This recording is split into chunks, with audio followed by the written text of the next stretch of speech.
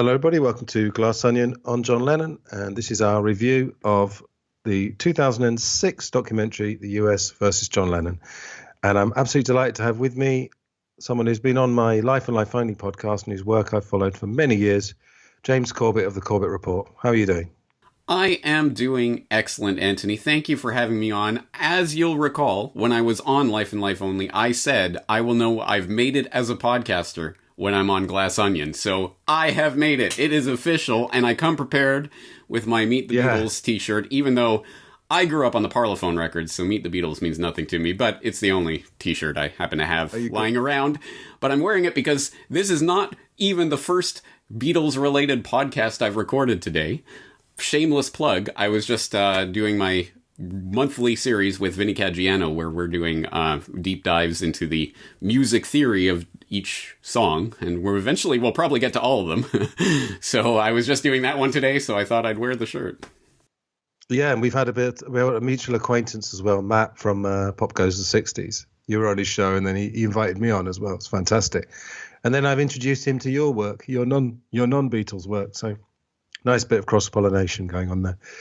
You also said earlier in the year that you wouldn't come on my podcast unless you had anything.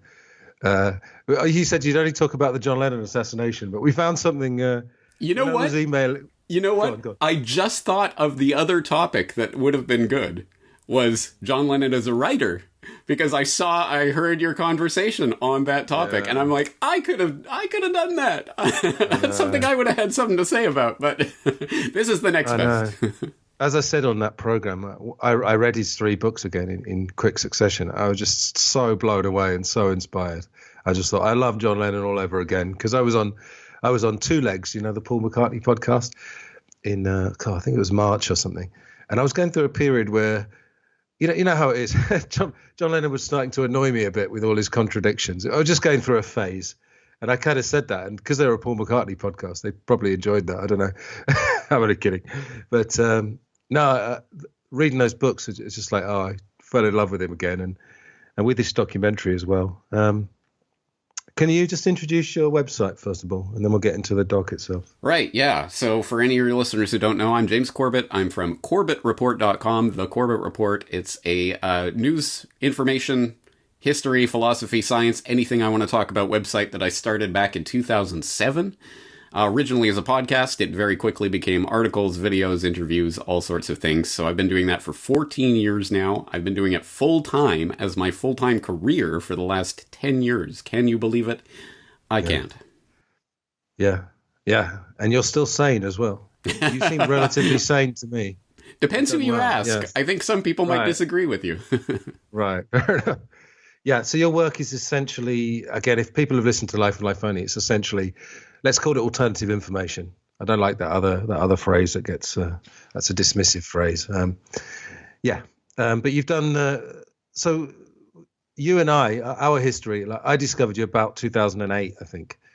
And I loved your work from the start.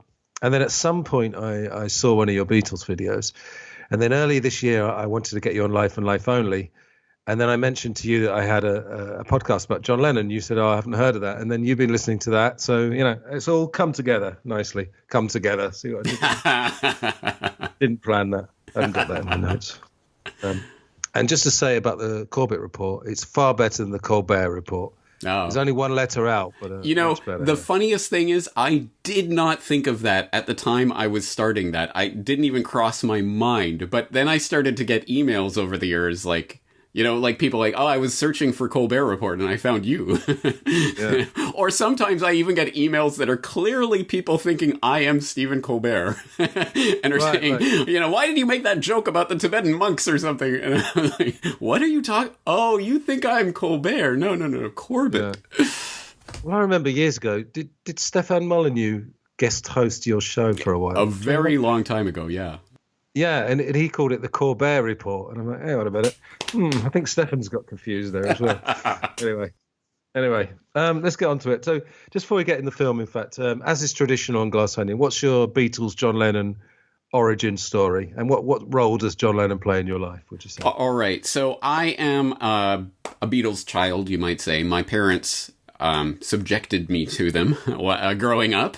And it did feel that way as for much of my childhood when we went on long car drives, holidays or whatever, we'd be listening to the Beatles. And so we were steeped in them from childhood on. And the original Parlophone, records and everything, we used to use them as frisbees and stuff.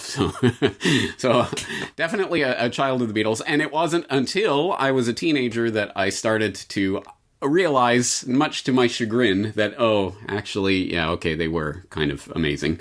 And I discovered that through the anthology. Specifically, when that was playing on television, back in the day when people used to watch television, I decided, my parents will like this. I should record it for them. So I started recording it on VHS. And back in the day, I don't know if people these days even remember, but you couldn't change the channel that you were recording. You had to sit there and watch it or turn the TV off, but I wasn't going to do that. So I sat down and watched it. And it was actually the story. I mean, I don't care if you like their music or not. The story of the Beatles as a mass media phenomenon is fascinating and truly, really amazing. And so that, I think, drew me in. And it was through the anthology that I started to hear bits of songs that I'd probably heard before, but I never really listened to. I'm Only Sleeping and things like that. I'm like, that's a really good song. And so I went into my parents' record collection, started listening to the albums, and from that point on, I've been a fan. I got the Lennon anthology when that came out. That was a Christmas present that my parents gave me because they knew I was getting into it. And I loved that. And that's the way I approach Lennon's solo work.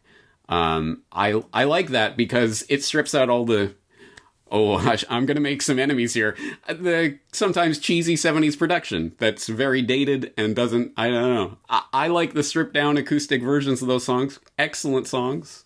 So that's the way I approached Lennon's solo work. And I've been a Lennon fan for a very long time.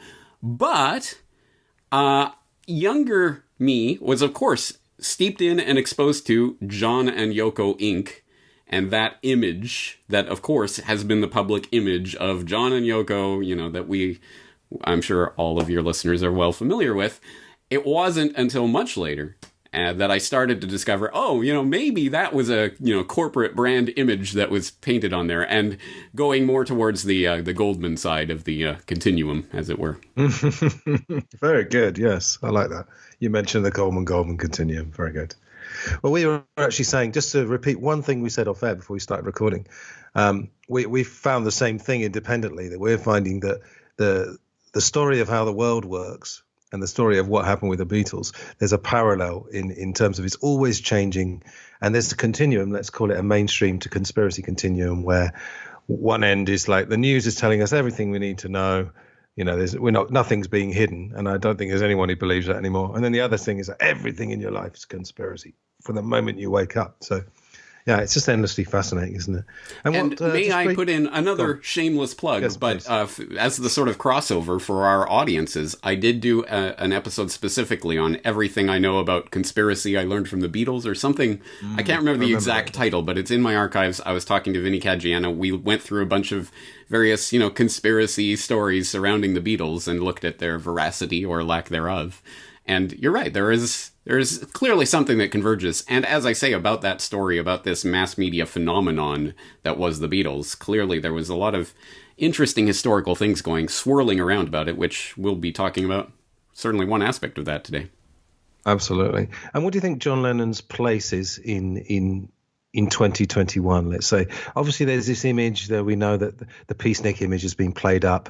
Yoko, I like Yoko, but she's constantly saying, John's light is shining on the world and all these kind of cliches. What do you think his role is? Is his voice still relevant in 2021? What would you say?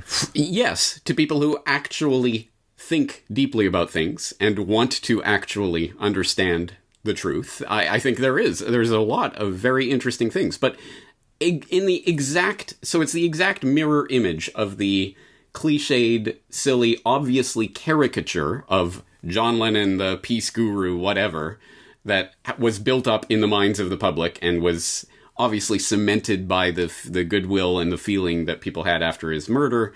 Obviously, that sort of martyred him and set in stone that sort of sculpture idea that people have.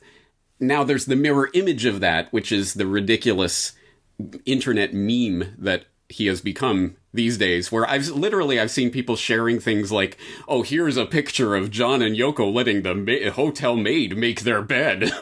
They're not so floating on clouds anymore. As if that, the song Imagine was about imagine no hotel maids or something. Like, I mean, it's ridiculous. It's reducing a very complex human being down to the simplest caricature and saying, look, he's not that, he's this. And it's just such a dumbed down, silly conversation. But for people who are, I'm sure, in your audience who are interested in this, a deeply complex human being. And there's a lot to dig into there that I think very relevant for 2021. Again, if you put in the effort to actually look beyond scrape the surface of the meme level image that we have of John Lennon. Absolutely. And the telling quotes as well. I mean, there's a few in this film. I'll get to as many as I can in the time we've got. But he's so quote-worthy, and he had this ability in his music. Plastic Ono Band has become my favourite of his albums by quite a long way now. Closely followed by the White Album, because I don't know if you've heard Beatles Naked. They did a John Lennon's White Album and a Paul McCartney's, and you could have 2 solo single albums if you take their songs from '68. Anyway, he did this thing in his music and in his speaking of just boiling something down to its absolute essentials, obviously often accompanied by a pun or something like that, to really hammer it home and with humor. In some ways he was his own worst enemy, though, because, for example, one of the things that he's attacked for now, he was a wife beater and all of this. Well, we only know about his abusive relationships and things because he talked about it. He was the one who was saying and talking about this and saying, I did these horrible things and everything. And now then that's used against him, even though he was himself reflecting on it and saying. And again, it's a more complex psychological story than I think people want to give it. They just want to paint it one way or another. And that's, as you know from your explanation, that's too limiting.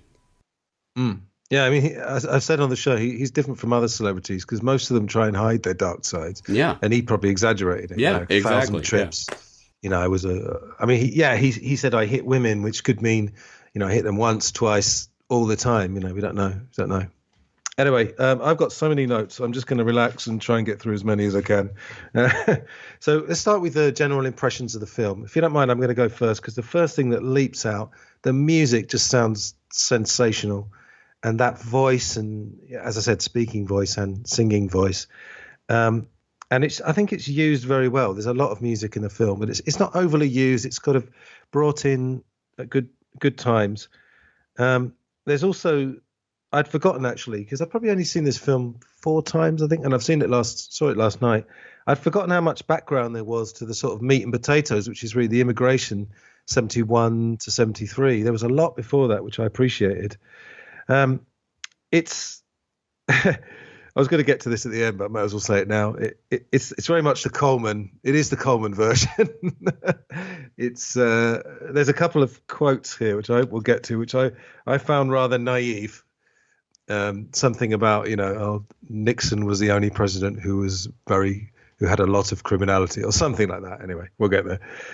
So that would be my criticism. It is the mainstream version of it. So general impressions.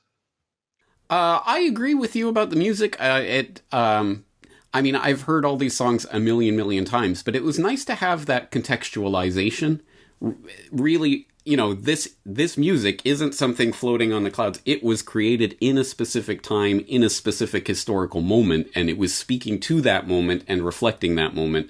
And you get that sense. And I think you're right. It's used quite tastefully in this documentary. Yes, overall, I think it's well told. It keeps your attention and it keeps moving along, and it brings up, some important points and has the type of people that you would expect commenting on it, including Gore Vidal. In fact, I'm going to confess, I only watched this in preparation for our discussion, so I didn't even know what year this was from or anything. And when Gore Vidal popped up, I'm like, oh, this is old because he's dead, right? Yeah. So yeah. I was a bit surprised at some of that, but it makes the points, it makes them well, and you're right that it builds up to what is the meat and potatoes, I suppose, but it's necessary background, I think, to understand what was happening, because we run the risk, obviously. I don't want to presume. I'm going to assume we're roughly similar ages. At any rate, I was not born. I was not alive when this was going on. So I don't want to come and sit here and say, you know, I know about the early 70s, man, and this is what was going on. I don't want to pronounce on that. I want to be, I want to understand that in its context and see it in that light. And I think this helps to at least fill in some of that context for people who were not there at the time. I saw your date of birth on Skype, yes, or your year of birth. Yeah. I'm a few years older than you. Okay, all right. Yes. Yeah. Okay, so let's get into it. So it actually starts at the Sinclair rally in 71, but if you don't mind, we'll get to that. We'll go chronologically, more or less. So, yeah, you mentioned Gore Vidal. Is a fantastic quote. Anyone who sings about love, harmony, and life is dangerous to someone singing about death and killing and subduing. So that was one of the many great quotes. So it kind of starts, I suppose, with 66 with the bigger than Jesus. And the point I wanted to make really is that I'm sure you find the same. I'm still blown away by the time scale, the small time scale of all these changes. And, you know, I'm sure you've seen the press conference at JFK Airport in 1964, you know, oh, can you sing something? No, we need money first, all that. It's very, very innocuous. It's very cheeky chappy. And then just 2 years later, you know, the atmosphere and some of those 66 press conferences, obviously because of Bigger Than Jesus, is so different. And he's talking about Vietnam. And I know you have your reservations with Chomsky, and I totally understand, but Chomsky's in this as well.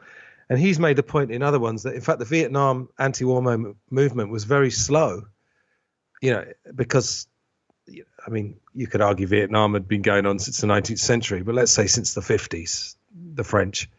So it was actually very slow, and I don't know how many people in 66 were speaking out against Vietnam, but what's your impression of John Lennon at that time and some of the stuff he said, including Bigger Than Jesus? Yeah, well, definitely, yeah. At the time scale, it really is like this foreshortening of historical moment, because the scope and scale of the change throughout the 1960s from early to late is...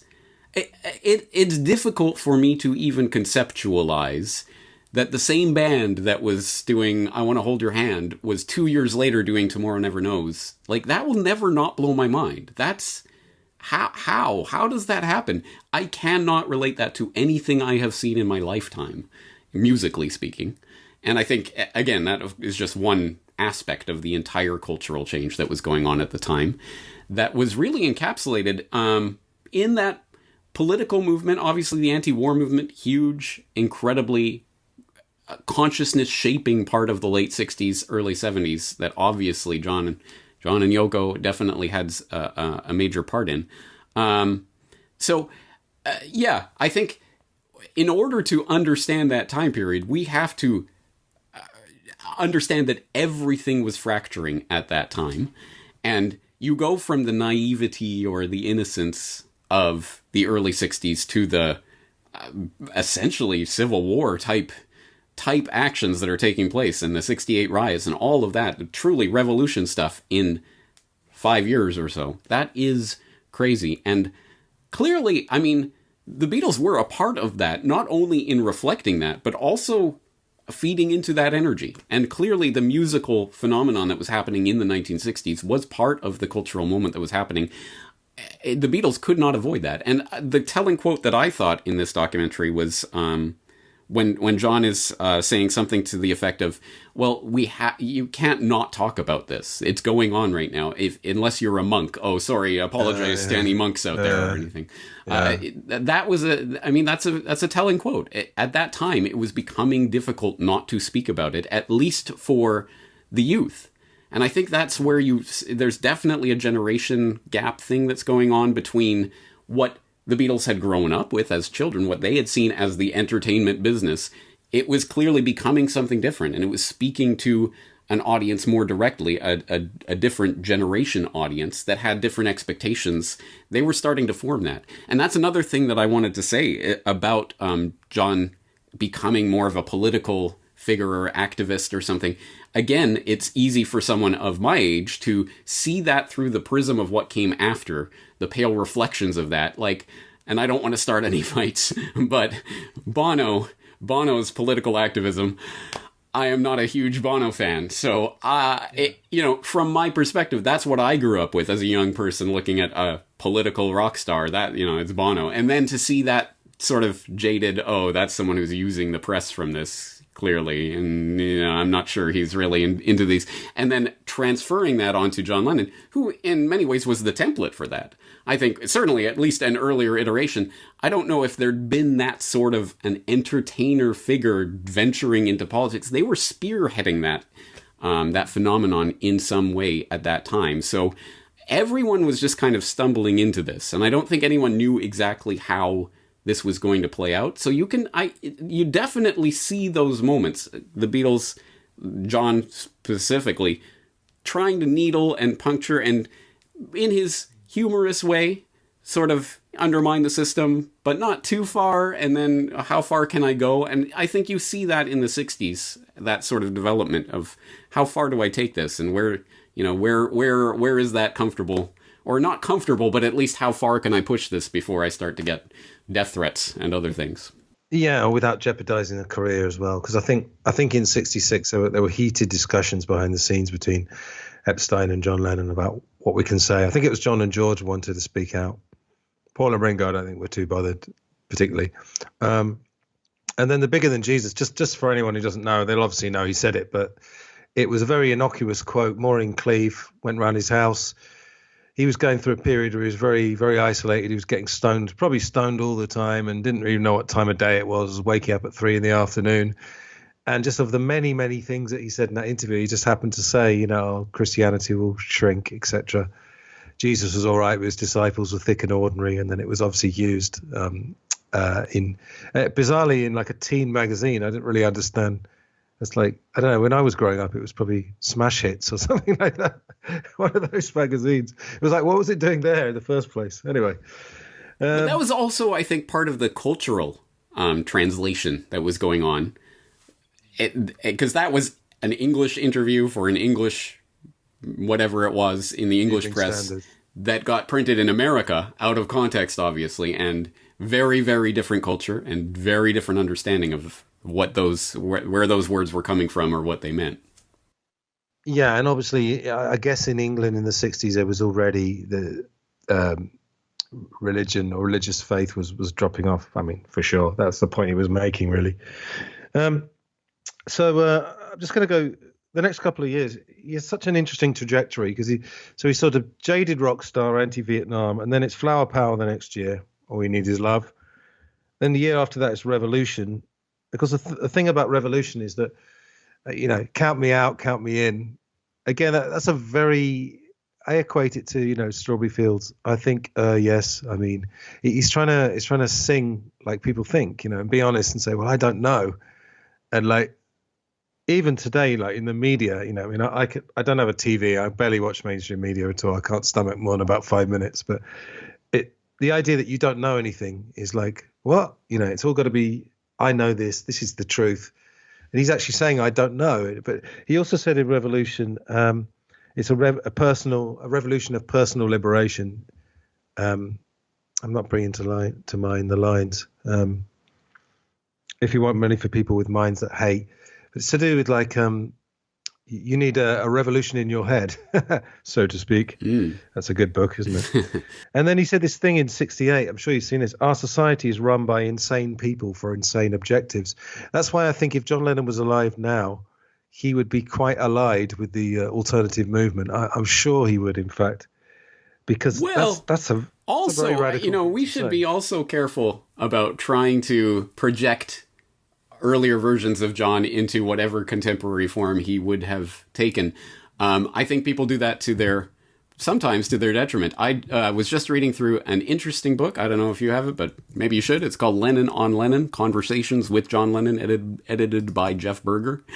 And in this, it's a sort of a compendium of different interviews that he gave at different points of his career. And in the introduction, Berger writes, to borrow an album title from the late rock great Lou Reed, Lennon was growing up in public, which may help to explain why we witnessed such dramatic shifts in his views over time. In 1971, he dismissed his Beatles years in a conversation with left-wing activist Tariq Ali, saying, "It was complete oppression. I mean, we had to go through humiliation upon humiliation with the middle classes. I found I was having continually to please the sort of people I'd always hated when I was a child." But a few years later, he was looking back fondly on the Beatles era and speaking critically of Ali and other political activists. That radicalism was phony, really, because it was out of guilt, he told Newsweek's Barbara Graustark a few months before his death. Being a chameleon, I became whoever I was with. When you stop and think, what the hell was I doing fighting the American government just because Jerry Rubin couldn't get what he always wanted? A nice, cushy job. And that 1980 John Lennon is not the John Lennon you hear about. I know there are hardcore left activists to this day still think of John as Imagine John and Revolution John and political activist John, Tariq Ali allied John. Tariq Ali is in the US versus John Lennon, right? Promoting the Coleman version of Lennon. But whoa, what's this in 1980 where he's denigrating all of that and saying that he was just a chameleon, it was all phony? You know, I mean, again, who knows how John would have developed in the 1980s, let alone 90s, let alone 2000s, let alone 2010s, let alone where he'd be up in 2021. The only thing I know about that is I have no idea exactly what he'd be doing right now. Well, you saw that wonderful film yesterday. Fantastic film. Did you see my review? No. I fucking savaged that film. I hated that film. Horrible. What was I going to say? Yeah, no, I agree with you. Yeah, there's contradictions. I don't buy that 1980. I don't buy that either. The thing that he said, what was I doing? Because I think he was valid, and a lot of the stuff he said at the bed-in, I think is absolutely killer. Just these pointed looks at our society. I take your point. I would say that I think even in a life as contradictory as his, there are certain fundamentals. And I discovered, I think through Mark Lewison, and you'll be interested in this, that John Lennon read 1984 and Brave New World as a kid. And we know he was advanced because he learned to read through the Liverpool paper, thanks to his uncle. So I think he says in this documentary, doesn't it? I've always been a rebel. I think he was truly a rebel. And yes, he would have mellowed. He probably was mellowing already by 1980. But I still think they would still be that. I still think they'd be that revolutionary. My armchair psychology reading, if I may be so bold. What do I know? But my armchair psychology. John loved to needle and to zig when people want him to zag. He loved to sort of go into some totally different direction. I think that was more of what was his impetus. And when he went in a direction, he went for it. Like, he didn't hold back. And as you say, the stuff he was saying in the bed-in and other things, on point. Like, yeah, he was truly that person in that moment. But then, okay, now I'm going this way. That's my image of John, someone who's constantly, restlessly searching for something else. Yeah, I think Bob Dylan's very similar. In fact, even more so. In fact, when I did the Lennon and Dylan, more wanting to zig when others wanting to zag. Yeah. But no, when we did the Lennon and Dylan show, we actually concluded just during the talk that they probably were quite similar, and that's why they had a bit of distance through the years. They could recognize that in each other. Yeah. They talk about. Actually, I did want to talk to you about the Vietnam War. In fact, difficult to get into it here in limited time, but. They say in it, Vietnam was an unpopular war. And interesting, they said that there was no catalyzing event. And what popped into my head was like a new Pearl Harbor. I couldn't help it. It popped into my head. I wonder if your listeners will know that reference. Yeah, we should tell them, the Project for the New American Century, they wrote a paper about a year before 9/11. And they said, can you give us the quote? So Rebuilding America's Defenses is the name of the paper. It was from the Project for a New American Century, which was formed in 1997. The Rebuilding America's Defenses was released in 2000, and it was about the idea of how to create, essentially to further Pax Americana into the 21st century. We want to make another century of American imperial dominance. How can we do this? And they're talking about the different transformations that they could do to the military to go into this new era, including such things as race-specific bioweapons, We got to make them politically viable. They were talking about it in their documents, not me. It's them, Dick Cheney and others. But and in that document, it says that this transformation would not be possible without a new catalyzing catastrophic event like a new Pearl Harbor. So. And then almost as soon as 9/11 happened, people were calling it. Who called it the new Pearl Harbor? Was it just around the media? Yeah, I should definitely know that. I don't know off the top of my head, but I know that in his confirmation hearings, I think his confirmation hearings for Defense Secretary Donald. So obviously the year prior, December 2000, January 2001, whenever he was going through that process, he was talking about this book I've been reading about Pearl Harbor and how, they were taken by surprise and had to go in a completely different direction. And I thought and he kept going on about Pearl Harbor. And was also obviously in the air because what was released in the summer of 2001, Pearl Harbor. So it was definitely in the cultural zeitgeist. And I don't know. I don't have the exact reference of who exactly said that first, but it was definitely said a lot in the days and weeks following. Oh, and the film Pearl Harbor came out in summer 2001. I didn't remember. I've got my chronology correct. Let me make sure of that before I say it. Okay. I think so. While you're doing that, all I was going to say was it still blows my mind, really, about the Vietnam War. Is about how on mainstream television we were just shown all these images. And, they talk about Vietnam syndrome and all this stuff about trying to forget the Vietnam War. Would you agree with me that what they actually learned from the Vietnam War was not to show any blood on the TV? Because Iraq was incredibly bloodless, wasn't it? You saw the explosions on the first night, but you never saw, occasionally perhaps. Do you think that's what they learned really from Vietnam? Well, it's funny that you mention him by name because, of course, I am not a Chomsky fan, as people who know my work might know, but, Manufacturing Consent is an incredibly important book. And I'm rereading it. I haven't read it for a number of years, but I'm rereading it. And I was just getting to the point about Vietnam and pre-68, pre-Tet Offensive, they were making the point that essentially that it was almost completely bloodless, with one exception that they could point to. It was all sanitized. But after Tet Offensive, suddenly there was a different narrative that was allowed into the mainstream media narrative that they say reflect a split within the establishment itself. And so there was some more graphic images, some more realistic reporting that was allowed post Tet Offensive that did sort of shift and open up that anti-war conversation on a sort of mainstream level. But yeah, pre Tet Offensive, it was extremely sanitized. And they go into the specific examples of that, specific editors and the others who made sure that any graphic images would be edited out of broadcasts. Oh, because what I'm saying is then they learned to do that again. That's what I'm saying with Iraq. Oh, right. So, yeah, I think, that obviously, I think that, well, I say obviously, it's obvious from my perspective. I think the lesson of that is, if you have a bloodless, sanitized Disney version of war, then you can sell it to the public a lot easier. Yeah. It's easy to desensitize them, for sure. Yeah. Okay. Some of the stuff I liked in the film, actually, I do want to talk to you about John and Yoko, because you mentioned John Yoko Inc., the brand, and I agree with you. I do believe, though, that I think in the beginning, I think their relationship was genuine. There's a great quote. John says, "I had this dream of falling in love with an artist woman." Quite chilling, in fact, because some of the John Lennon quotes were actually from the very last day of his life.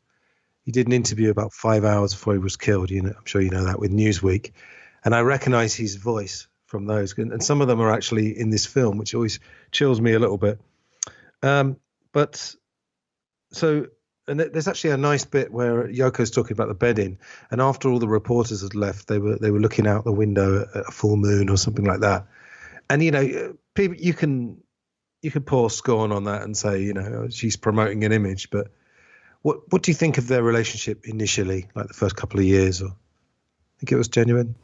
Well, okay. Again, armchair psychologist, right. Take it for what it's worth. This is my opinion and perspective based on the limited knowledge that any of us have to these events. But I agree. Okay. I think in the beginning, John totally fell 100%. As we say, when he gets into something, he gets into something. I think he was very, very much in love with Yoko. I don't know if Yoko was ever really in love with John. Maybe she was. How do I know? But it just... I am very much more cynical about Yoko's intentions in that relationship and how she came into it. I'm not meaning to start any fights on your podcast, but no, I just... what's the story that Paul doesn't say anymore about how she came to him first and then went to John, right? But, he doesn't say that anymore. No, we don't talk about that anymore. Yeah. Seems a bit cynical. But anyway, no, I agree that John, I think, was very much committed to that relationship at the beginning. And the thing about them as well, I think I mentioned it on one of the shows I just put out, they're so visually striking. Because a lot of, I think I was saying this to somebody, a lot of couples, they often start to look alike. That can happen. But those two, especially 69 with the long hair, and they were incredibly striking and visually compelling. The bed-in is just the perfect iconography, or they're in the white pajamas in the room, the bright sunlit room. It's the perfect, that's a thing to build a brand on, sure, yeah. Absolutely, yeah. And some of the stuff he said around then, just consulting my notes here. Once they've got you violent, they know how to handle you. And he said these amazingly pointed things. And then someone called David Fenton, some of the talking heads I didn't actually know, said photographer and activist. He said the bedding was the conscious use of one's myth to project a political and social poetic goal, which I love. And then it's the idea of using the mass media to talk against the establishment, which I think is fantastic. And I think we know John Lennon as well was very into advertising and slogans and so forth. Yeah.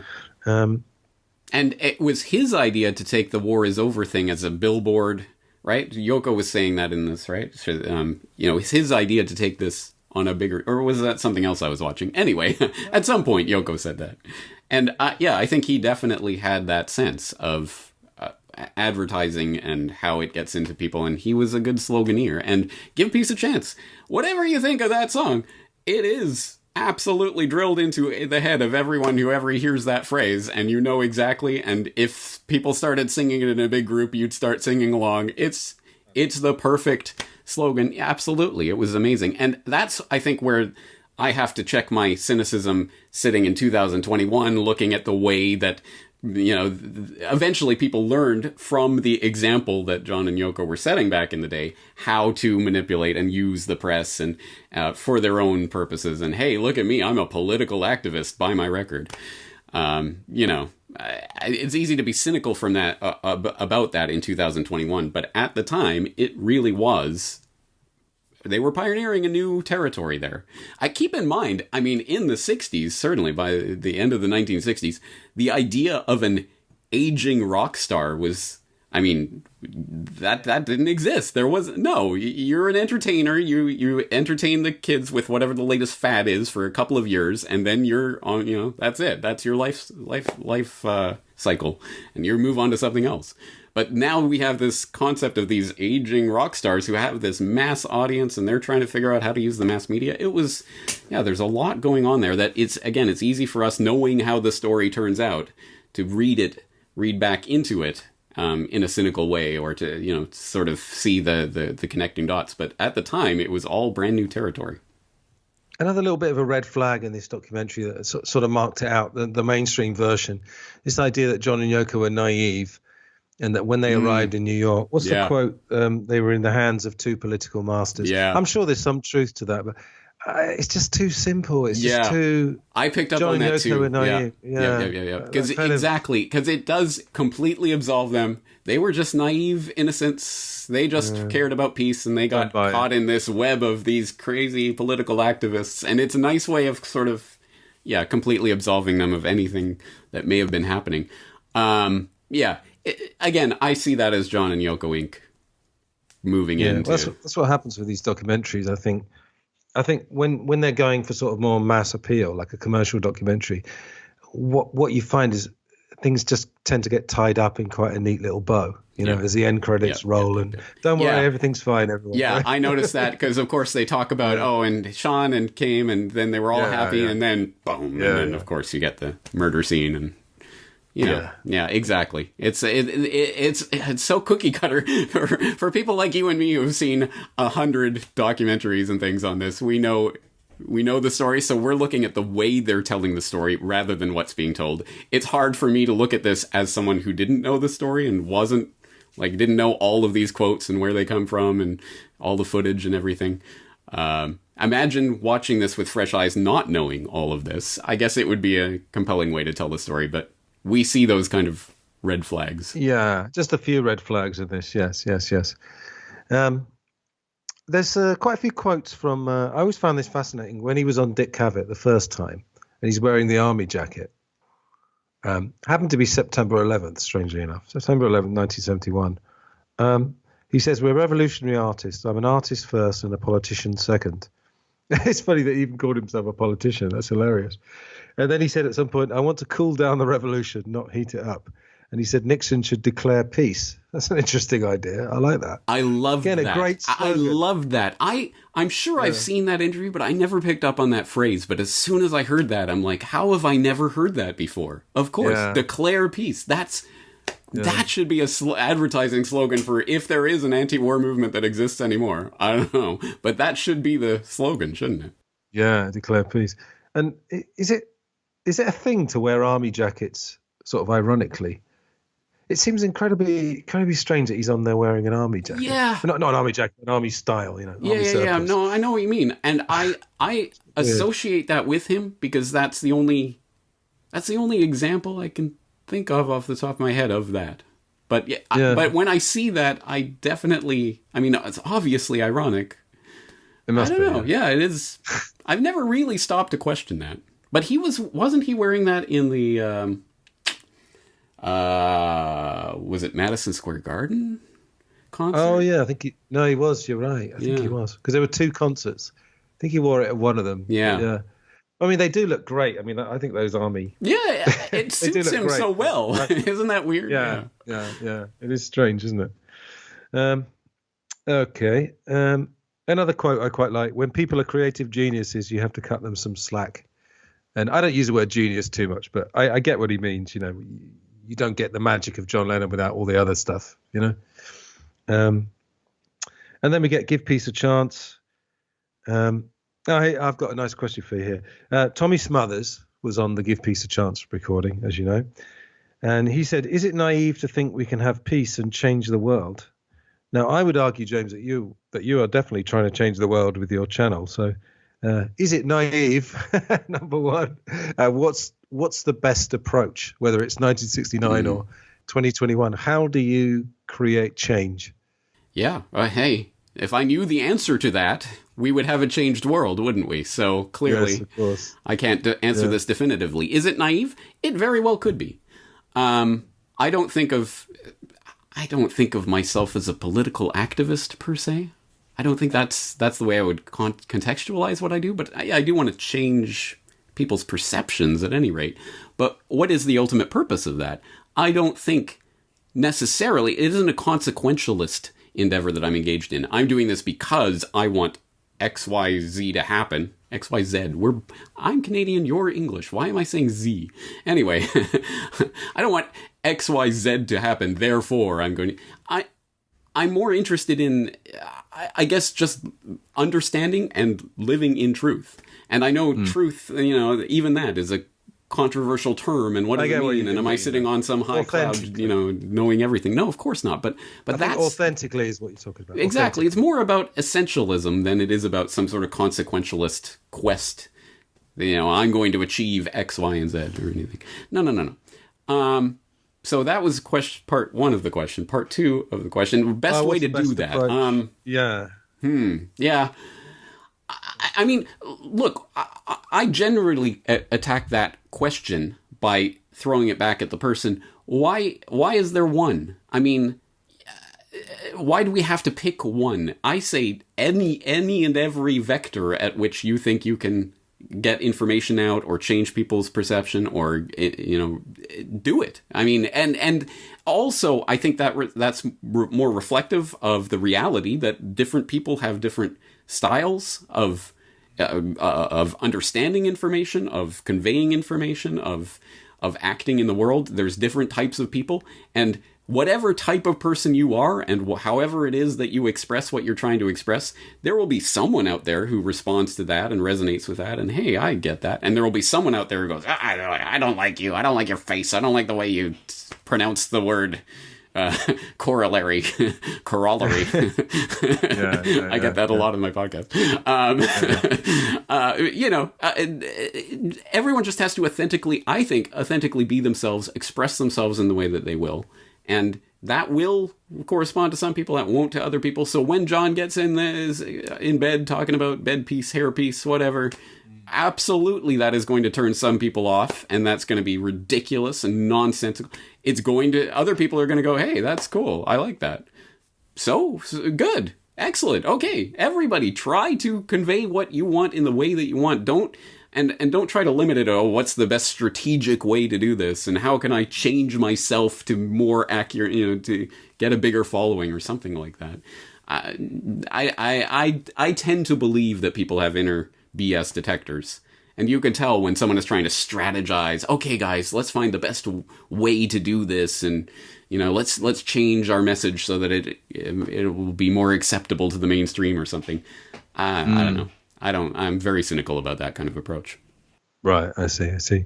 But with the bedding, again, just to make a general comment, I think they knew what they were doing. I don't think there was. I mean, they're probably a little bit. I don't know. When I spoke to Dan Richter, he said, John did smoke quite a lot of weed. Like it was always around his house, and that's gonna perhaps.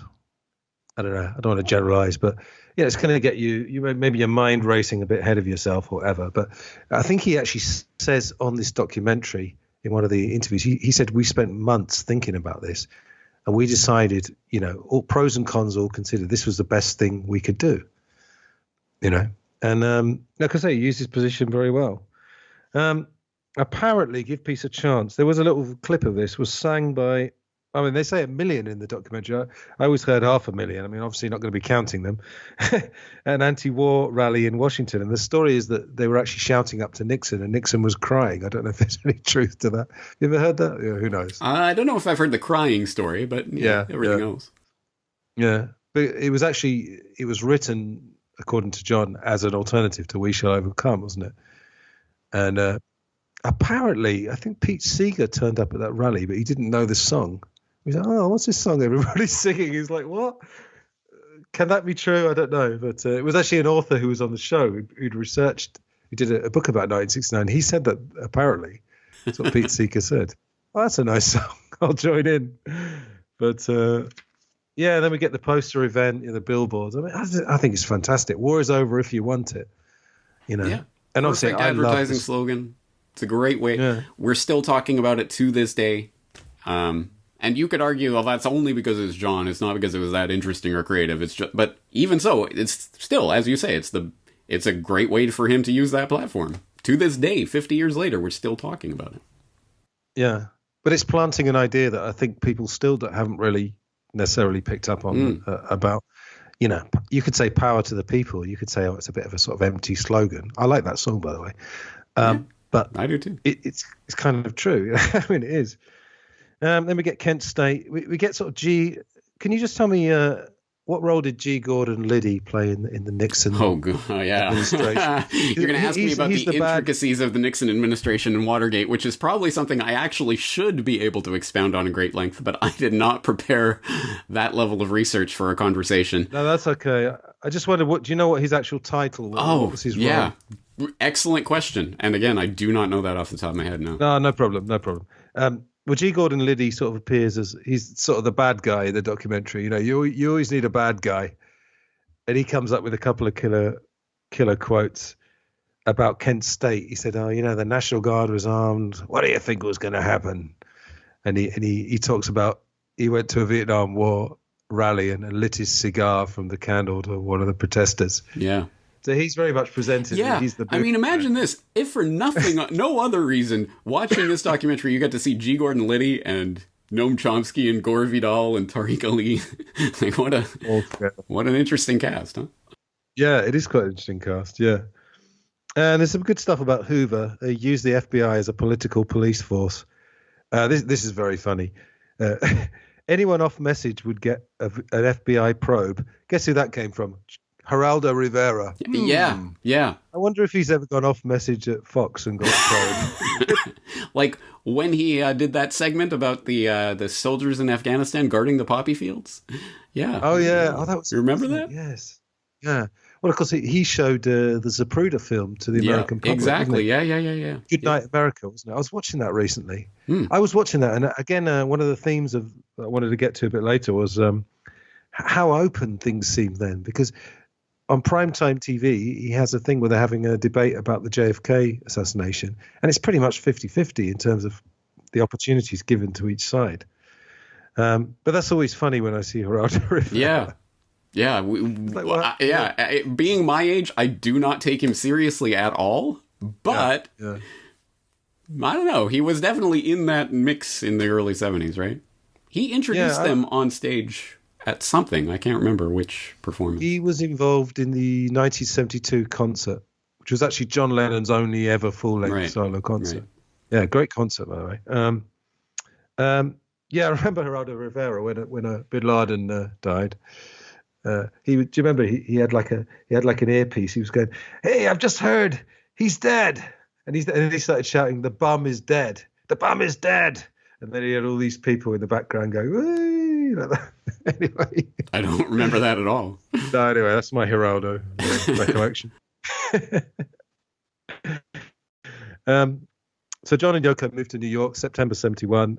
Again, this film is so full of great quotes. And he says, he moved to the center of the world. If he'd been around in Roman times, he'd have moved to Rome. He's that kind of person. You want to be in the middle of the action. I've used that quote before, because sometimes people have asked me when they're interviewing me, why do you talk so much about American politics? I'm like, well, because, we're living in Roman times. You talk about Rome. If you're living in Pax Americana times, you talk about America. Absolutely. Yeah. And then how much have you seen of when John and Yoko were on the Mike Douglas show and they hosted it for a week? You must have seen a fair amount of that. Yeah, I've seen clips of it. I've definitely... I don't even know if it exists. Can you watch the whole thing? No, most of it, yeah. On our favorite video channel. I really would recommend you watch that. It's it's utterly surreal. It's just the most wonderful, surreal television, because Mike Douglas was basically, I think it was sort of lunchtime or something, and his audience was sort of, I don't know, middle-aged ladies, old ladies, I don't know exactly, but he was like cuddly Mike, and he did his songs, and he hilariously, on the very first morning, the very first show, the show opens with him singing Michelle, which is and then he says, that was a great song, wasn't it? He said, yeah, Paul wrote most of that. I wrote the middle eight. And then Mike Douglas cringingly says, yeah, but that's the most difficult part, isn't it? And I'm like, oh, God, stop. But to have Bobby Seale and Jerry Rubin on the Mike Douglas show is just utterly surreal, as I said. What's your impression of Bobby Seale? Do you know much about the Black Panthers? I haven't done deep research into it, so I can't speak to it in particular. But certainly, I mean, in this documentary, I was surprised.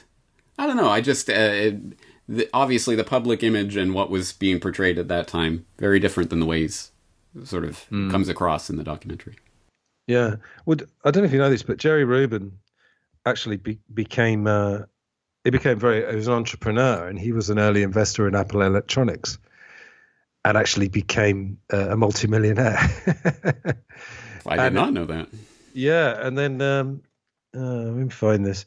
And in the 1980s, him and Abby Hoffman, who was the other, they always get mentioned together. They actually had a debate, and Jerry Rubin. Let me find this. He had a 1980s debate with Abby Hoffman called "Yuppie or Yippie." And Rubin was quoted as saying, "Wealth creation is the real American revolution." So, a Lennon style about face there. That's quite amazing, isn't it? Yeah. And then an FBI agent says, when John Lennon starts financing the people that the FBI want to put in jail, then it gets serious. So there was a point where they weren't taking him seriously, and they did. Now, another question for you. Tarek Ali, this is interesting. He says it's laughable that John Lennon was a threat, that he was just a singer. And my friend David Wills, Ghosty, I know you've heard some episodes with him, he said to me, I think it was off mic, he said, maybe John Lennon wasn't as important as we think. So how much of a threat do you actually think he was in the early 70s? Yeah, well, that's going to be a subjective thing. And again, I can't speak to the actual lived real experience of being there in the early 1970s in America to speak to the power, the cultural power of someone like that and what that really meant. But there are certain identifiable, quantifiable things that we can point to. The most obvious, and the one that I think, in a sense, this all revolves around, and as you say, opens with, is the John Sinclair Freedom Rally at the University of Michigan, December 1971. They hold the Freedom Rally, obviously features John and Yoko, but many other performers as well.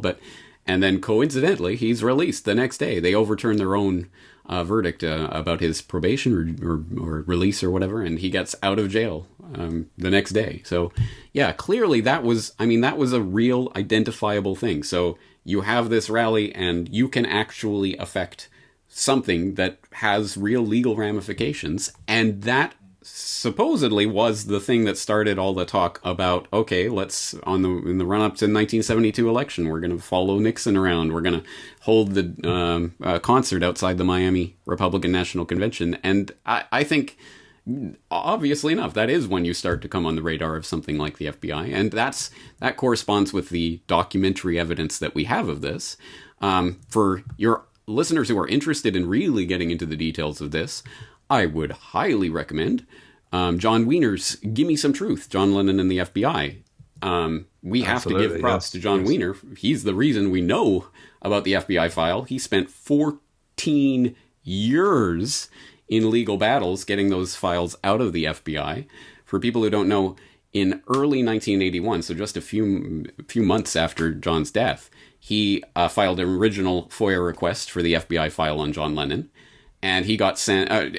It completely got denied. Every document, every page, completely denied on the grounds of national security. It will threaten national security if we reveal that to national security. So in 1983, he started a legal battle and was joined by the ACLU of Southern California. 14 years. It eventually went to the Supreme Court, and finally in 97 there was a settlement which saw the release of most of the records. 10 were held back, and I don't know, but I don't know if those records were ever released. I think there may be still some that are still being held back. At any rate, 100 pages or so of those documents are available in Gimme Some Truth, so I hope people who are interested in this will check it out. But and that's identifiably how we know how this ultimately came on the radar of the Nixon administration in general, from, of all people, Senator Strom Thurmond, who wrote a memo on February 4th, 1972, to Nixon's special assistant for Congress, as well as copied to the Attorney General, John Mitchell, that was saying, I'm find attached a memorandum to me from the staff of the Internal Security Subcommittee of the Judiciary Committee I am a member of. Blah, blah, blah. Now, the interesting part of this document, and I wonder if you can shed some light on this. So, in this document, so this is from the Internal Security Subcommittee in February of 72, so just a couple of months after the Freedom Rally, the John Sinclair Freedom Rally, this document gets floated past, ultimately, to the Nixon White House. And it starts by saying, John Lennon, presently visiting in the United States, is a British citizen. He was a member of the former musical group known as the Beatles, quotation marks. He has claimed a date of birth of September 10th, 1940. And he is presently married to a Japanese citizen, one Yoko Ono. September 10th. We know it's October 9th, right? Yeah. Have you ever heard that? No. Did they just, I wonder if they just got it wrong, or if he said something on one of his forms or something. I don't know. Anyway, the document goes on from there, but basically it ends. The source felt that if Lennon's visa is terminated, it would be a strategy countermeasure. And the source also noted the caution which must be taken with regard to the possible alienation of the so-called 18-year-old vote if Lenin is expelled from the country. So that was another thing that people might not remember about the historical context of the 72 election. It was the first election where 18-year-olds were allowed to vote, so as opposed to 21-year-olds. So it was a widening of the electorate and clearly skewing a little bit towards the younger crowd. And so in particular, 72 was particularly important for the possibility of some widespread mass media person who has a large youth following motivating people in a certain way. So he definitely came on the radar at that point. So that was February 72. March 72, William Timmons, the Nixon's assistant, writes back to Strom to say, in connection with your previous inquiry concerning the former member of the Beatles, John Lennon, I thought you would be interested in learning that the Immigration and Naturalization Service has served notice on him that he is to leave the country no later than March 15th. You may be assured the information you previously furnished has been appropriately noted. So, yeah, so that's clearly they're using that strategy countermeasure, and that's when the FBI files start and all the information starts to get accrued. All of this information that they have to keep back for national security reasons, right? Including, humorously enough, there's one thing from the Lennon files that's this informer report. It's written by Julie Maynard. It was about a trip that she took to New York in March 1972, and she ends up visiting Rex Weiner's house for some party that he's throwing. This is the editor of the New York Ace, some up-and-coming underground paper at the time. And one of the things interjected in here is this story. There is a girl there at the party named Linda who acts as a servant for Tom and Frank. Linda's parrot interjects right on whenever the conversation gets rousing. Tom is trying to train it to say, eat shit whenever he argues with anyone, but the bird now says it to him whenever he sees him. The cage is surrounded by small objects that Tom has thrown in response. This is part of the document that was completely blacked out when it was first delivered to Jon Weiner, and he had to fight for 14 years to get these vital details unshrouded because of national security. Wow. Although, more seriously, that same report goes on to say that John and Yoko were talking about the possibility of that 72 concert in Miami outside the Republican National Convention. But it goes on to say that John, will also come to the convention if they are peaceful under the same terms. So he was, even the FBI knew it internally that he was saying he didn't want anything to do with violence at that time. Even their own informers were saying this. But again, they had to keep that secret. Interestingly, Jon Weiner also notes in here at one point that some of the documents were held back because of concerns by a foreign intelligence agency. And that even as of 97, that foreign intelligence agency or the foreign government wouldn't allow the release of that information. So that's why some of the documents have been kept back. Wow, interesting. So I have a Jon Weiner book called Come Together. I think that one may be a sequel, or is it the same one with a different title? Not sure. No, I think that's actually that's a sequel, because I think he got access to more files. Ah, okay. But I'd also recommend the book called Come Together, presuming it's a different book. That's very, very good on this. Yeah. Yeah, some amazing stuff. As you said, the John Sinclair rally, FBI agents writing down the lyrics and critiquing them. They said John Sinclair was somewhat repetitive, probably because that gata. It's just, it reminds me of you've seen Extras by the Ricky Gervais series. They're like sequel to The Office. Yeah, there's like a sitcom within a sitcom, and he goes to a nightclub and he's trying to get a seat. And he goes, "Oh, do you know who I am? I did the sitcom. It's called When the Whistle Blows." And the bouncer starts critiquing the sitcom, saying, "Oh, I don't like that sitcom. It's based on silly wigs and catchphrases." But to the idea of FBI agents. Correct me if I'm wrong, but do I remember you saying that you didn't like that song precisely because of the repetitive? No, it was someone I did a show with. Okay. All right. He put it, we did best and worst songs. It was Jason. Yeah, Strange Brew. Very good podcast as well, by the way. Yeah, I like that song, and I think that's great. The repetition, actually, it's enough for you to go, this is horrible, but you get the point. Like, I actually think it works sticks well. in your mind. Yeah.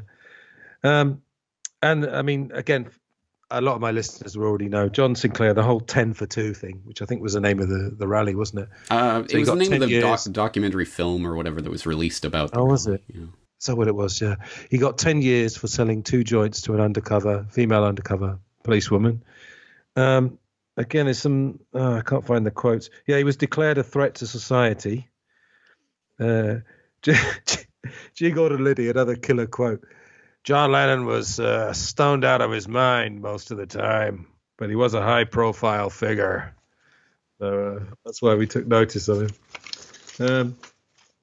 And then we get, I like this quote, Paul Krasner quotes John, "If anything happens to me and Yoko, it's not an accident." And then they talk about the phone tapping.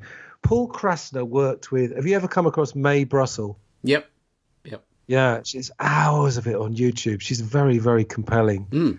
And she did a couple of programs just after John was killed. I can't vouch for everything she says, but she was very much a full-time researcher. So, yeah. Mae, M-A-E, Brussell, B-R-U-S-S-E-L-L for the listeners, yeah. And once again, for people who do start listening, keep in mind, she was doing this in the 70s, pre-internet. Yeah. It's kind of, it's easy to do this in 2021. Back then, I don't know how, she must have had incredible amounts of files and papers, and I don't know how she even organized it all. I mean, she read all the papers then, I think. And again, just to slightly debunk something, you and I obviously talk about the limitations of mainstream media, but I think there's actually quite a lot of truth in there. It's just hidden. Don't you think it's just hidden and not given any attention? So I think it's a misconception that it's not there. It's almost a deficiency in our language, because we just tend to say the word lie.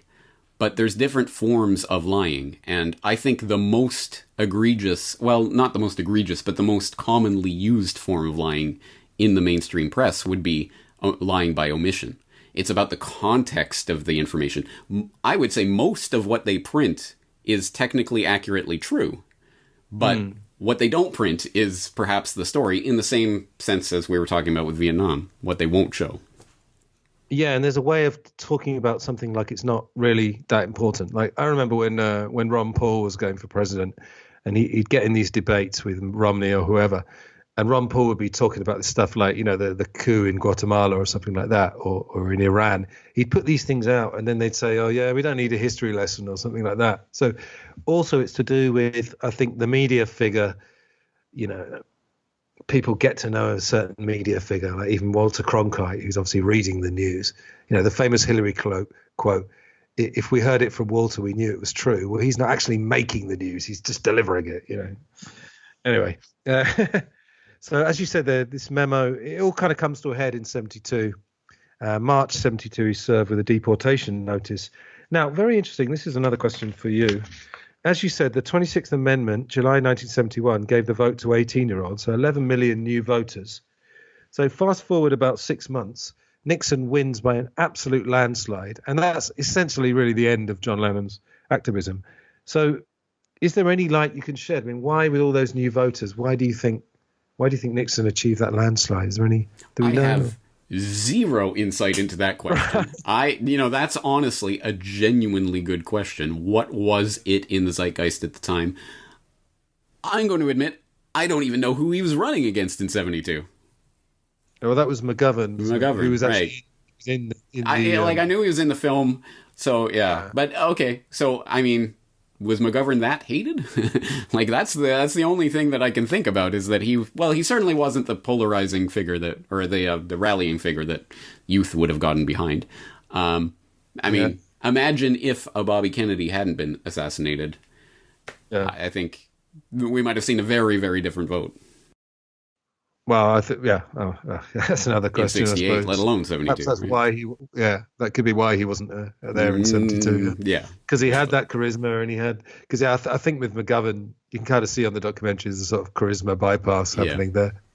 Not that I associate Nixon with charisma, but... No, but it's a kind of, I don't know, I know what you mean, but it's a sort of almost an anti-charisma. There's something compelling about him, but I'm not quite sure what it is. Yeah. Another book recommendation: Hunter S. Thompson's book "Fear and Loathing on the Campaign Trail in '72." Absolutely fantastic. Yeah, really good book. Okay, right. Unfortunately, you have to go at a certain point, so we're going to fast forward a little bit. So, yeah, it sort of comes to a head in '72. Another great John quote: "We're here to bring the boys home, but don't forget the machines." I don't even remember that quote. Yeah, I think it's in the film. Yeah. So again, having obviously studied him very closely doing this podcast, there's little times where you'll hear a little quote and you think, well, John Lennon definitely knew something beyond, watching his telly or whatever, because there's even a Beatles interview where they're talking about drugs and John Lennon says, well, I think they should ban sugar.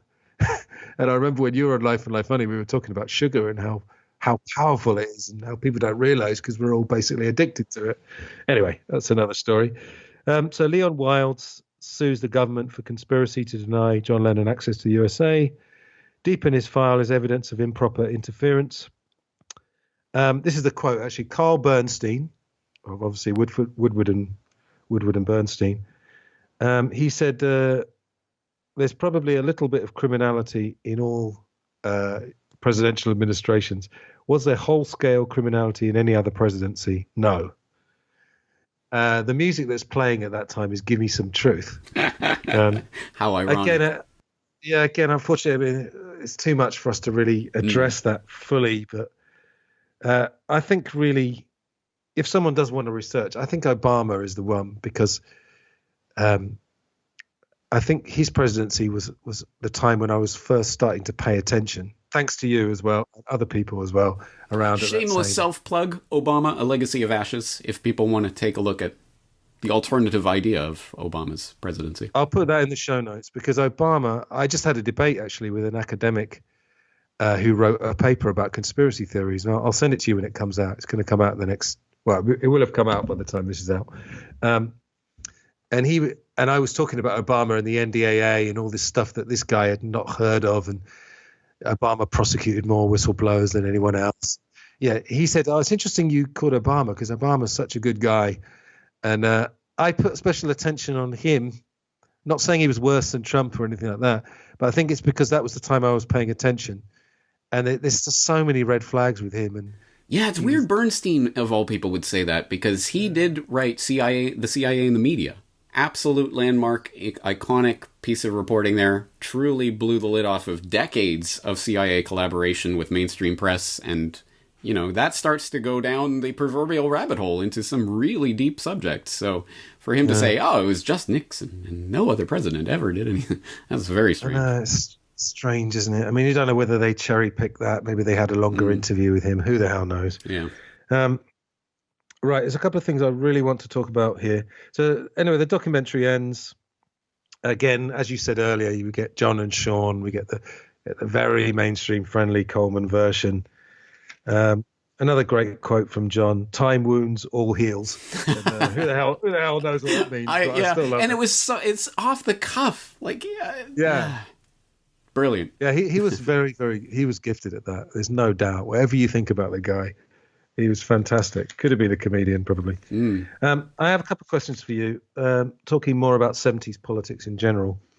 Do you think, this would be very controversial on another podcast, but do you think Watergate was actually that important if you compare it to some of the stuff that the Church Committee uncovered? So MK Ultra, COINTELPRO, the illegal invasions of Cambodia and Laos, Operation Mockingbird. Do you not think Watergate is maybe this sort of quite convenient sort of bloodless conspiracy? Is that your line of thinking as well? Oh, yeah. Yeah. If you really want to get into it, and I haven't done the deep dive on Watergate. I should at some point. I really should. But from what I understand, Watergate, the burglary was intentionally bungled so that it would be discovered, so that it would cause what it caused in order specifically to take down Nixon. Now, there's a lot. I don't think we can just broach that and move along. I mean, there's a lot to unpack there. I'm just going to throw that out there. And who who was leading the burglary team there? Who was one of the key White House plumbers? G. Gordon Liddy. Oh, right. G. Gordon Liddy. The man who was talking in this documentary. It's a rich tapestry, as James Evan Pilato of MediaMonarchy.com would say. Yeah, but it's just to mention it as a sort of, again, a launch point if someone wants to look into that, and that idea. And I should do a deep dive on it at some point, because I think you're right. It is it was a convenient bloodless coup that didn't get into the real details that did sort of a little bit slipped out, as you say, in the church committee hearings. Yeah, and it's the idea of, the system does work. If there's anything really important, we'll uncover it. Here's a point that I wanted to address with you specifically, because this is all swirling around the 1970s. I mean, again, try to put yourself in the cultural context of all of this. And I think this, you can't separate all of these, the cultural and political and social context of what was happening. There's a reason, perhaps, why the 60s were the 60s, and why you have Kennedy assassination, and then you have Ed Sullivan, which breaks the Beatles in America, and there's that strange relation, the traumatic national trauma of that incident, and then the release of this energetic, joyful sound, and that getting tied up, and then the craziness of the 60s politically and the assassinations and all of that, and then Watergate and all of that, and you see that reflected in other cultural things that were going on. And I know you're a film buff, so I'm sure you are familiar with the 70s conspiracy thriller genre. The Parallax View, The Conversation, Capricorn 1, Executive Action, all of those types of stories that were definitely part of the zeitgeist at the time. And then, John Lennon finds himself in the midst of that, seeing, I'm being tailed, like they're on me, they're tapping my phones. He knows it sounds crazy, but it's happening to me. Interesting. Yeah, and the thing about it, again, I think I even broached this on the Film Gold, my third podcast. I can't remember. I think we were talking about Marathon Man, which is again another one of those firmly planted, fantastic film in my opinion. It's this idea that that's the paranoia era, but don't worry, everyone, all that's gone away. But I don't think any of that has gone away. Perhaps a couple of the specific programs have gone away. But I think this is what you obviously understand it, but people don't realize there was a change, right? Era. There was an innocence early 60s, right? That clearly wasn't there in the 70s. And John was a part of that, and he was literally in it. He was literally experiencing it. He was projecting that. I mean, a lot of it swirls around, and you can't say what he's absorbing from the zeitgeist, what he's experiencing in his life, and then what he's projecting and how that echoes back on him. It's all swirling around there in the early 70s. And he, in fact, financed Mae Brussell as well. Did you know that? In 72, they met briefly. Did I know that? And I think I might have known that, but I forgot it. Yeah. Yeah. So he had his, like I said, a question I was coming to, but I may as well ask you now. On this podcast, we talk about, what would John Lennon have done if he'd lived, and, who the hell knows. And I've posited a few ideas. He might have worked with Kurt Cobain. He might have been into hip hop, hopefully only listening rather than trying it himself. And people have come on the show and they've given interesting answers, and they said, he probably wouldn't have liked Trump. He would have allied with blah, blah, blah. But you did a video years ago about like this left and right, and how in the end, it means virtually nothing. Yeah, there's some general ideas, but in fact, Thaddeus Russell, who has become a huge fan of yours recently, I've been listening. I love Thaddeus Russell, but I actually heard him on a video being interviewed, and someone said, "What do you actually mean when you say leftists?" And even Thaddeus Russell, who seems a very, very well researched, he was actually struggling. He was like, "Well, they're this or they're that," and like, does anyone actually know? Like, and when I had this conspiracy debate, he was talking about right-wing conspiracy theories. I said, what does right-wing actually mean? And he didn't know. Like, you have a general idea. Okay, right-wing is to do with free markets. Left-wing is to do with, the government sorting out problems. But, what does it really mean? Almost nothing. Yeah. I think John Lennon would have been using the internet, not to sort of slag off Trump, but to maybe come out with stuff that you come out with in your research.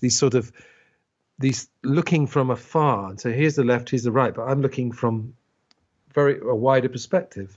Yeah. So I'd like to think so. It's self-serving of me to say that, isn't it? Yeah. But I do. I mean, obviously he had that intellectual restlessness and was not content with the being put in the box. And I think that is very much in line with the spirit of the internet. And the fact that things have changed to the point where there's clearly a political realignment that's going on right now.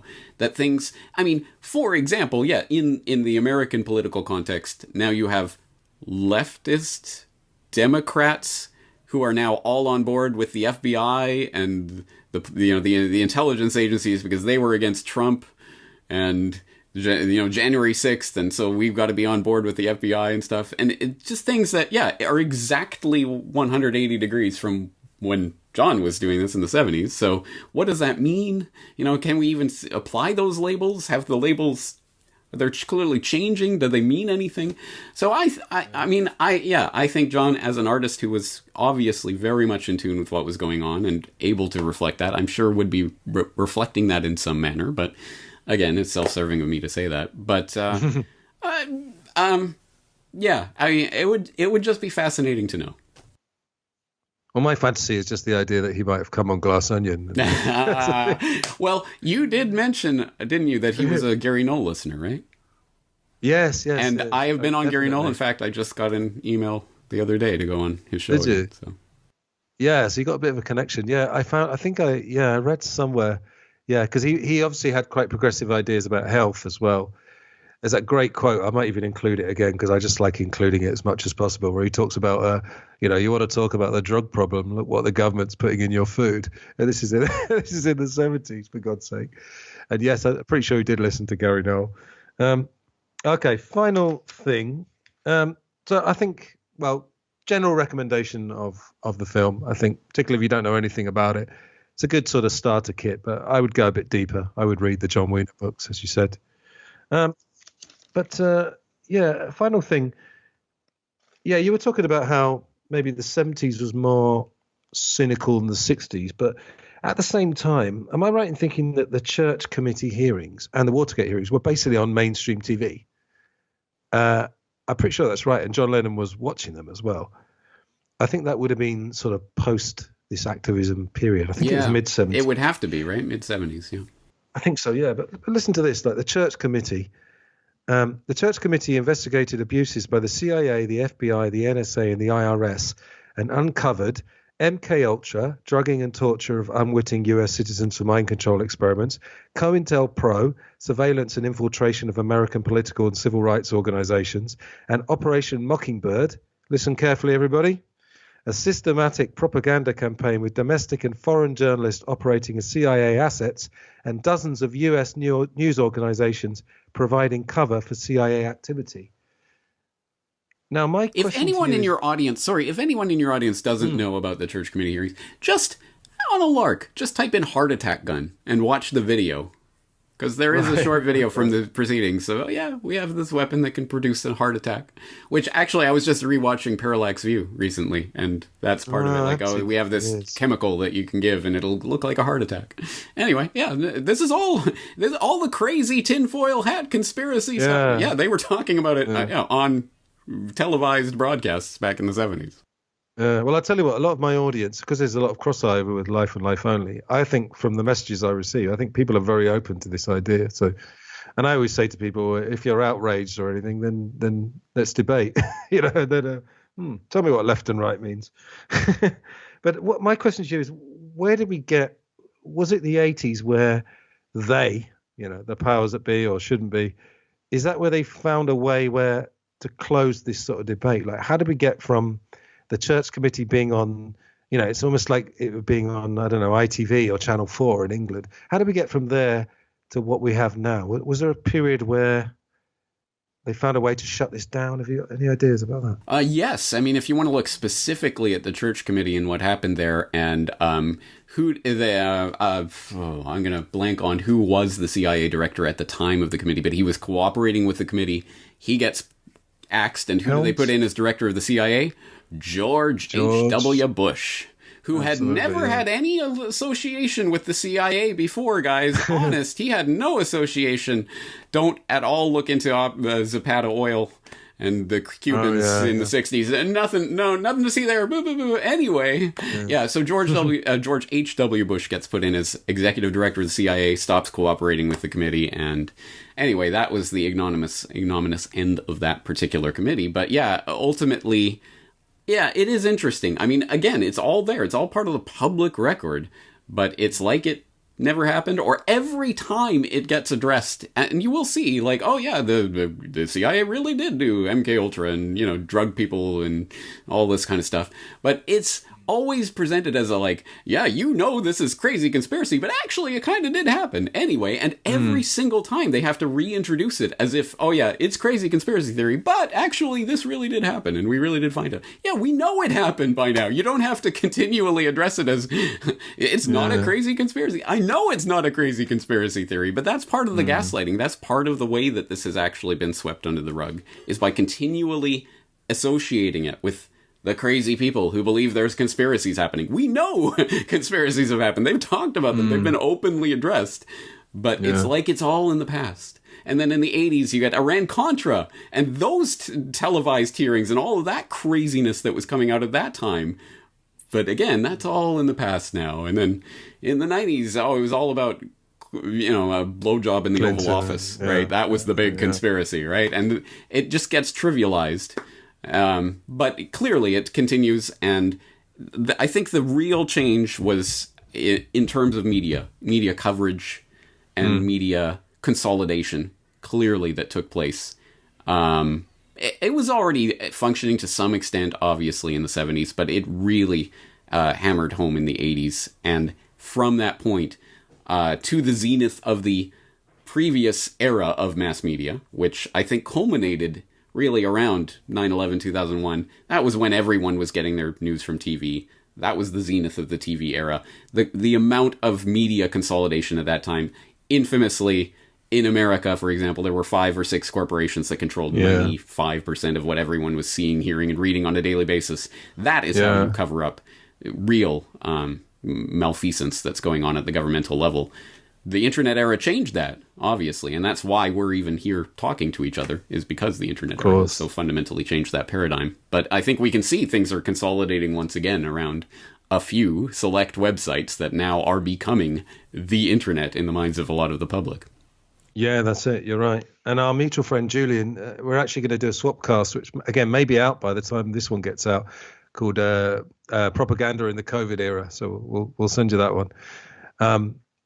What was I going to say? I can't remember what I was going to say. Yeah, I think I don't know if it was Julian I was talking to, but I've come to the realization that it was that 80s period, that Reagan Thatcher deregulation that was massively significant, and that was maybe where this change occurred.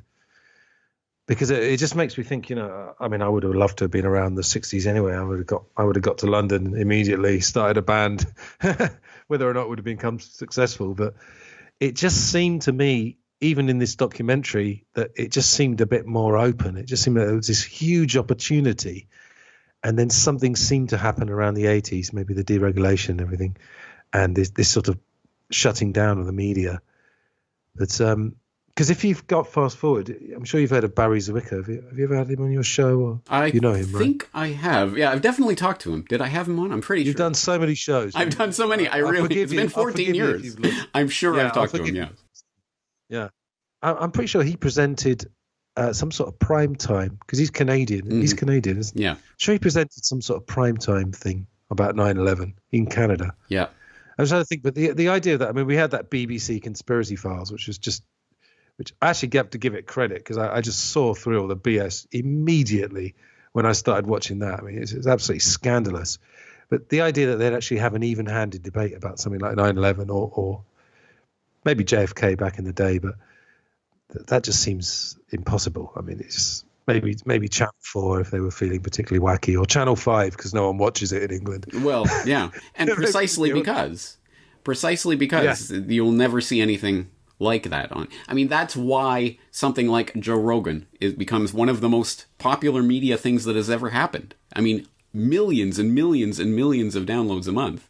really reaching huge mass audiences, but it makes no sense from the old paradigm's perspective, and that's why you get these massive 3-hour plus conversations, rambling conversations. Not that I'm defending the Joe Rogan podcast in particular, but I think that just speaks to the phenomenon of how thoroughly the media paradigm has changed. Yeah, I like Joe Rogan, but I feel like, I don't know, I have issues with this whole Spotify thing. Yes. Yeah. And I have issues. Unfortunately, he gets tagged with this. He's got that bro thing going on as well, the UFC, and I think it trivializes a lot of the other stuff. I take it you've never been contacted by him though to come on. I get emails from people. James, why don't you go on the Rogan podcast? I'm like, okay, well, let me pick up my magic podcaster phone and phone all the other podcasters. Yeah. All right. Okay. All right, well, this has been fantastic. We've gone through the documentary and got some other good stuff out there. So lots of food for thought. So CorbettReport.com, much better than the Colbert Report. I'm going to say that categorically, everybody. And and what have you got going on at the moment? You're teaching a course at Renegade University. Can you just tell us I'm sure by the time this gets released, it will already be done, but... Yeah. It will be on the Renegade University site forever. So you can, at any time, even if you're listening to this in December or whenever you're listening to it, you will be able to go and watch all 3 lessons of that course on the history of mass media. And so I'm going to be talking precisely about some of the issues that we're talking about here, the development of mass media, how it influenced society, where we're going from here into the brave new world of the metaverse or whatever's coming next. Yeah, and I think Get Back will also be out by the time this comes out. And I heard something hilarious. I was listening to a podcast. I can't remember which one it was. And they were talking about, someone who actually has been working on it was talking, I think it's Beatles Books podcast, very good podcast again. And he was saying that they were talking about keeping up with the Kardashians. And he said that he has an idea that it might come out looking a bit like Keeping Up with the Beatles.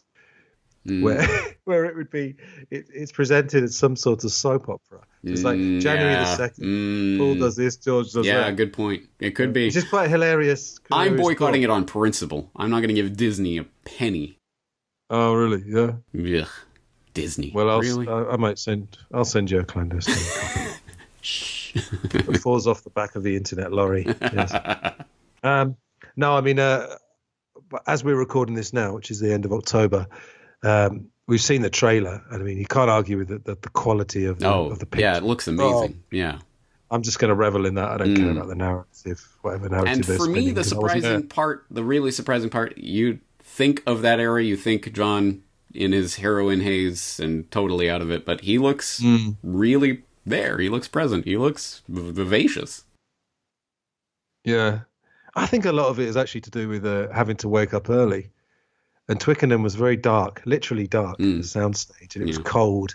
But I'm picturing him in the studios later in the month where, I don't know, it just seemed, more lively than I expected. He looks better.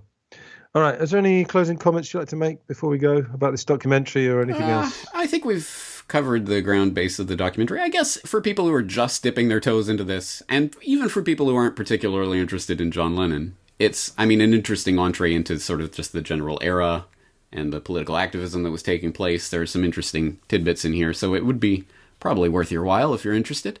But having said that, if you want to go deeper, I'd say go to Jon Weiner, look at the actual memos and documents that have been released and find out what the real story of what they were doing. And keep it in perspective. I don't think... it's not like John Lennon was enemy number one and it was such a... But it was something that really did happen, and they really did... We were keeping a file on him. They were trying to use political manipulations to try to get him out of the country because they were afraid of what he was going to be able to do, potentially. And that... I don't know, they kind of gesture at it in the documentary. I don't think they ever come out and say it, but, the deportation proceedings start, and John and Yoko basically never really... political activists on the front lines ever again, huh? Did they get the message? Seems it. There was that tiny thing, though, that in fact he was, you probably heard this, he was due to go out on a march about 2 days after he died. However, it was for Japanese-American workers in San Francisco. It was a cousin of Yoko. Yep. I'm not sure how much totally to read into that, because they were going to bring Sean with them. So I would argue that it wasn't going to be like right on militancy, because they're bringing their son with them. Yeah. But... Anyway, I think he, post 1980, I think he would have sort of popped up, and I think he, like I say, would have been on Twitter probably delivering sort of very pointed and quite wise missives to the world. Yeah. Yeah. Your fantasy, you'd like to say he'd be on Glass Onion. I'd like to say I'd be able to meet him because he'd be living in or coming to Japan, so we could hang out. Oh, of course. Yeah. Yeah, that would be great, wouldn't it? All right, I'm going to let you go because you've got to go. Yeah. And my sister's got to get married today for the second time. Congratulations, Antony's sister. Well done, Marina. Going for it again. Completely irrelevant since it's coming out in December. But anyway, thank you very much. And it's been lots of fun. And we'll talk again soon. Take care. All right. Bye.